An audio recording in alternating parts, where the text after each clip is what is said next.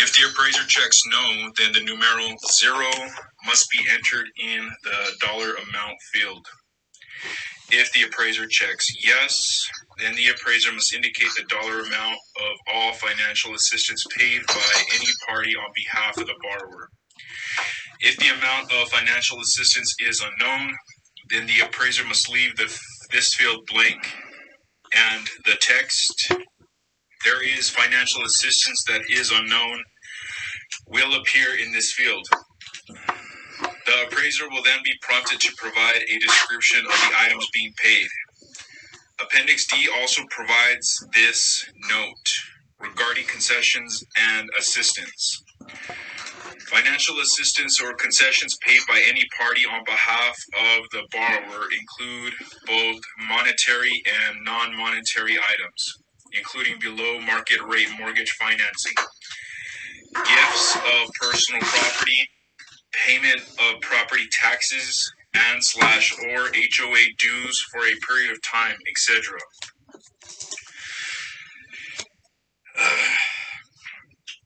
In the above example, the sale type is that of a REO sale with no seller concessions. End of page.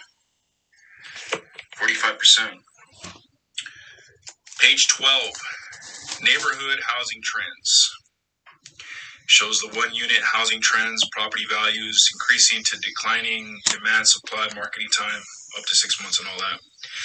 In the housing trends section, the appraiser must indicate whether property values are increasing, stable, or declining, whether the supply/demand are in shortage, balance, or oversupply, and whether marketing times for one-unit housing are under 3 months, 3 to 6 months, or over 6 months.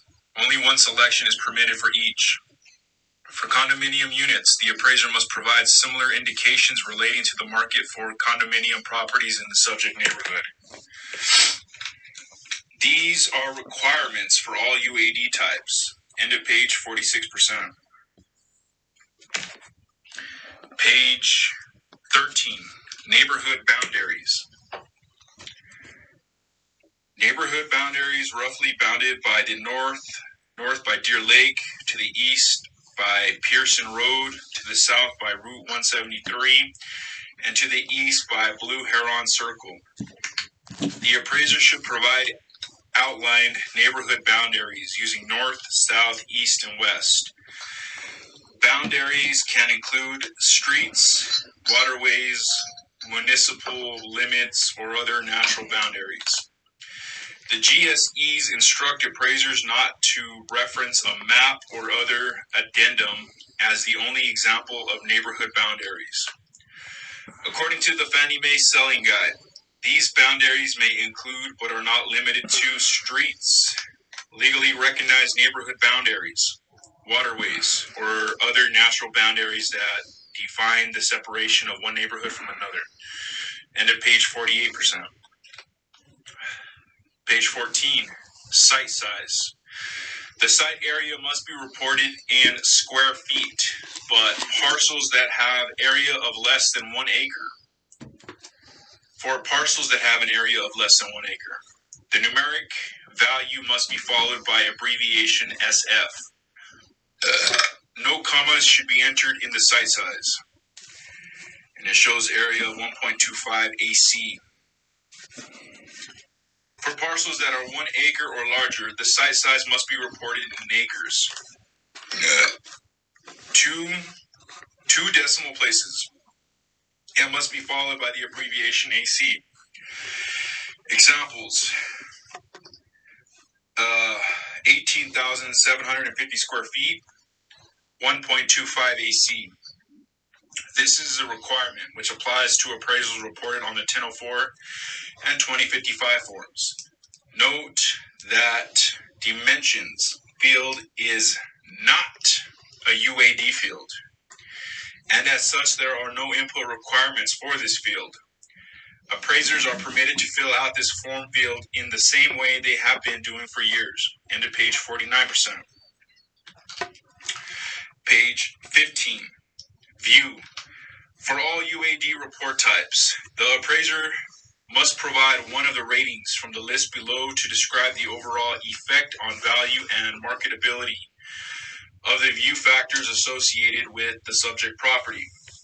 The appraiser must also provide at least one, but not more than two, view factors from the list below to provide details about the overall view rating selected. You got N for neutral, B for beneficial, A for adverse, WTR for water view, PSTRL for pastoral view, Woods for woods view, PRK for park view, GLF dub for golf course view, CTY SKY for city skyline view, MTN for mountain view, RES for residential view, CTY STR city street view, IND industrial view, PWN LN power lines for power lines, LTD SGHT for limited site, and see instruction below for other appraiser to enter description of the view. If the appraiser selects other, he or she must provide a brief description of the view factor. Descriptions must be specific and understandable. Descriptors such as none, NA, typical, or average are not acceptable according to the GSEs. The description will need to be abbreviated as it must fit in the field. An example of this might be RR tracks. It is important to note that the information that is inserted into this section of the form must carry over into the view section in the sales comparison grid. Your form software will do this for you automatically.